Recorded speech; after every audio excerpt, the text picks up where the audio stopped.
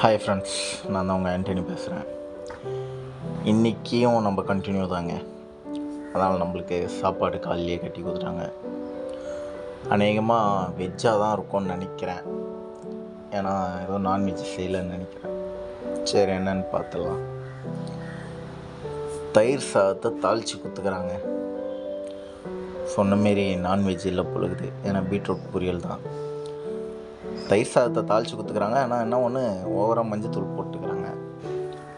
தயிரும் கொஞ்சம் கம்மியாக தாங்க இருக்குது.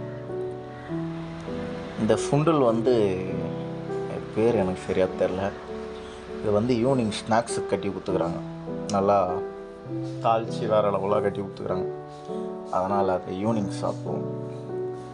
தயிர் சாதத்தை போட்டுக்கலாம். நீ நான்வெஜ்ஜாக இருக்கும்னு நினச்சேன். வெஜ்ஜு தான் போலுக்குது நம்மளுக்கு. சரி, வீடியோ எடுத்தாகணும்ல. சாப்பாடை போட்டுட்டு பீட்ரூட் பொரியலை வச்சாச்சுங்க. சாப்பிட்டு பார்த்துடலாம். சாப்பிட்டா சும்மா வேறு லெவல் டேஸ்ட்டாக இருக்குது. நான் ஒன்றும் ஒரு ஆம்லேட்டாச்சு பொரிச்சிருக்கலாம். சரி, ஓகே, அவங்களும் சும்மா டெய்லியும் நான்வெஜ் சாப்பிட்றதுக்கு விருப்பம் இருக்கும்ல.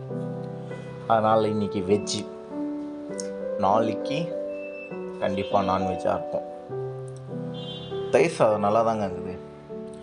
நான் ஒன்று கொஞ்சம் தயிர் தான் கம்மியாக இருக்குது, மஞ்சத்தூள் ஜாஸ்தி ஆயிடுச்சு. லாங்லேருந்து பார்த்தா லெமன் சாதம் மாரி இருக்குது. ஓகே, ஆனால் இது தாளித்த தயிர் சாதம் தான். ஓகேங்களா? சாப்பிட்டு பார்த்தா சும்மா வேறு லெவல் டேஸ்ட்டாக இருந்ததுங்க. ஒரு வழியாக சாப்பிட்டு முடிச்சுட்டு நம்ம அடுத்து வேலையை பார்க்க போனோம்.